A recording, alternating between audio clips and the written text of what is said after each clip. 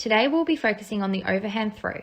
The overhand throw is one of 11 critical fundamental movement skills which are made up of 6 components. It involves students standing side onto their target, raising their throwing arm back over their head while pointing with the opposite arm and releasing the ball towards the target as they rotate through the hips and shoulder. Throwing is classified as an object control skill as it involves the ability to move an object with accuracy and control. This fundamental movement skill is commonly used in various sports such as softball, cricket, volleyball, netball, tennis, and often displayed by children at play. During gameplay, advanced forms of the overhand throw are often present. The overhand throw is fundamental to student learning and movement because of how prevalent the skill is in many different sports and games the student may wish to participate during their lifetime. Early education of fundamental movement skills may increase competence and feelings of confidence for the student. As the student's overhand throw skills increase, this may lead to a greater willingness to participate in physical activities, which in turn will benefit in the way of improved fitness levels and reduced risk of obesity. Teaching fundamental movement skills is thought to be of great importance to the foundation of an active lifestyle. During the early years, students must be given the opportunity to learn the essential motor skills upon which later learning is dependent. These motor skills are often used in children's play and are also essential for sport participation later in life. Therefore, if a student doesn't learn these skills during this time, they will be left out and won't engage in physical activity. It is recommended that the overhand throw be introduced during Year 1, and the introductory components of the skill should be demonstrated proficiently by the end of that year. Students should be proficient in the fine-tuning components of the skill by the end of Year 4.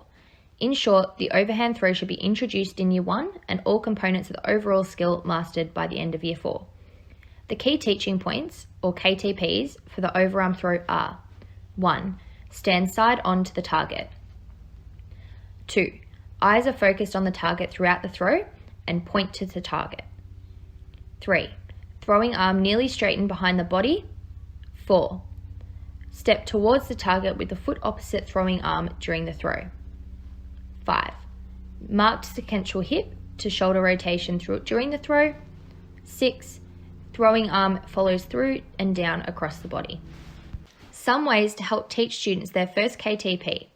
Eyes are focused on the target throughout the throw include placing the target a long distance from the thrower so that they have to really focus on the target. Use large and colourful targets so that it draws the student's eyes. Ideas for teaching the second KTP. Stand side on to the target are: get the student to straddle across 2 lines on a basketball court with target parallel to the lines. This will mean that they are standing side on to their target with their feet apart.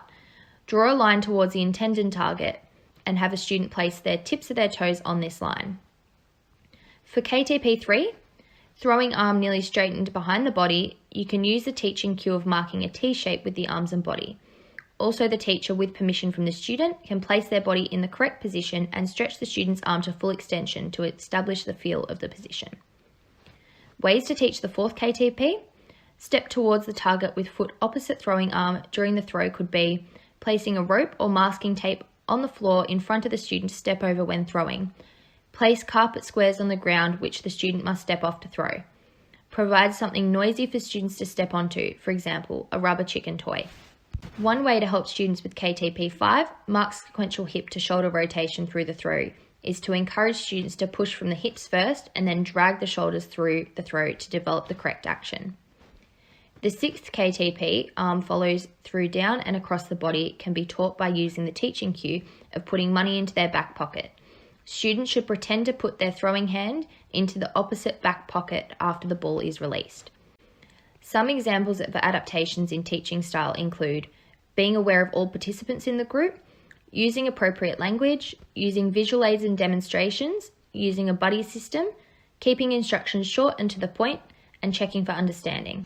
Examples of rule adaptations include reducing or extending the time to perform actions, reducing or increasing competitive elements, allowing for different point scoring systems, and having a greater number of players on a team to reduce amount of physical activity required. Possible equipment modifications include using lighter, bigger, and slower bouncing balls, using beanbags rather than balls, using equipment that contrasts with the playing area, example, white markers on the grass or fluorescent balls.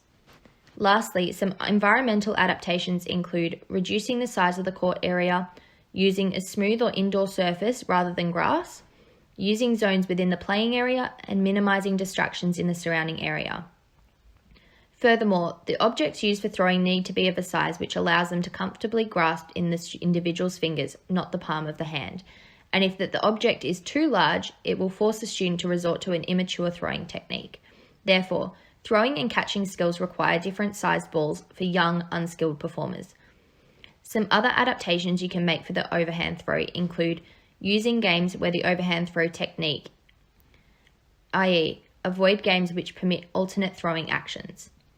Throw objects which do not roll away, e.g. badminton shuttlecocks, soft toys, crumpled paper, bean bags, and yarn balls. Using stimulating equipment such as a howling vortex. Using objects that are small enough to be gripped easily with one hand. Targets should be large, colourful, and numerous to encourage success. When teaching physical education to a group of students, it is important to consider various aspects of safety for both indoor and outdoor lessons. The considerations should be made while planning the lesson and prior to commencing the class with students. The teacher should check the safety of the location and equipment before being used for the lesson. The teacher is responsible for providing both a physically and psychologically safe learning environment. An example of this is that the teacher should keep their back to the wall inside in order to remain an open facing towards the group, and when outdoors, the teacher should face the sun when giving instructions in order to protect the children's eyes and to ensure that they are able to clearly see what the teacher is demonstrating.